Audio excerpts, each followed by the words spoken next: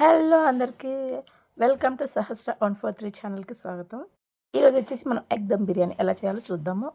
ఒక బౌల్లో నీళ్ళు తీసుకొని అందులో జీలకర్ర, చెక్క, లవంగాలు, పుదీనా, కొత్తిమీర, నిమ్మరసం, కొద్దిగా ఆయిల్ వేసి నీళ్ళని బాగా మరగనిద్దాము. మరగనిచ్చిన తర్వాత మనం ముందుగా నానబెట్టుకున్న బాస్మతి బియ్యం అయితే అందులో వేసుకున్నాము. కొద్దిగా వేసుకున్న తర్వాత పూర్తిగా ఉడకకూడదు, కొద్దిగా ఉడకాలి. అంటే పూర్తిగా ఉడికిందంటే చిరిగిపోయిందంటే బిర్యానీ మాత్రం బాగా రాదు.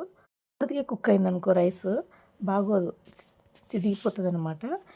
బిర్యానీ ఉడకబెట్టుకోవడంలోనే ఉంటుంది మొత్తం. ఎందుకంటే రైస్ బాగుంటేనే కదా బిర్యానీ బాగుండేది. సో పూర్తిగా ఉడకనీయకుండా కొద్దిగా ఉడకాలి.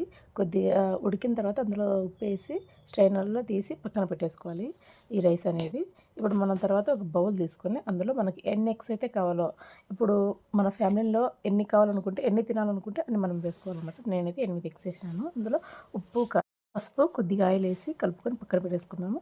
తర్వాత ఒక బౌల్లో ఆయిల్ హీట్ చేసుకొని అందులో మనం ముందుగా కలిపి పెట్టిన ఎగ్స్ని అందులో వేసి కొద్దిసేపు ఫ్రై చేయాలి. ఫ్రై చేసిన తర్వాత తీసి పక్కన అదే ఆయిల్లో జీలకర్ర, ఆవాలు, ఆనియన్స్, కరివేపాకు వేసి మగ్గనివ్వాలి. తర్వాత పచ్చిమిర్చి, ఎల్లిపాయ, అల్లం ఈ 3 కలిపిన మిశ్రమాన్ని వేసి బాగా ఫ్రై చేసుకోవాలి. ఆ వాసన అంతా ఫ్లేవర్ పోయిన తర్వాత 2 సన్నగా తరిగిన టమోటా ముక్కలు వేసి మగ్గనివ్వాలి. అందులో కొత్తిమీర, పుదీనా, కారం వేసి మగ్గిన తర్వాత నేను తగిన గ్రేవీ కోసం పెరుగునైతే యాడ్ చేస్తున్నాను.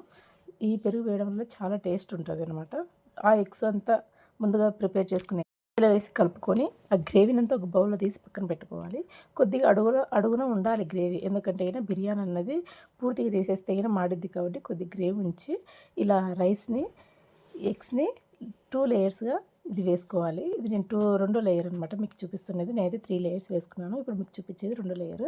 3 లేయర్కి ఇలా వేసిన తర్వాత బ్రౌన్ ఆనియన్ వేసి కొత్తిమీర, పుదీనా, తర్వాత వచ్చేసి కలర్ కోసం కుంకుమ పువ్వు వేస్తారు కదా. సో కుంకుమ పువ్వు లేదు కాబట్టి స్కిప్ చేసి మనము కొద్దిగా పచ్చిపాలల్లో కొంచెం కలర్ యాడ్ చేసి ఇలా వేస్తే ఇలా చాలా కలర్ఫుల్గా వచ్చింది అనమాట.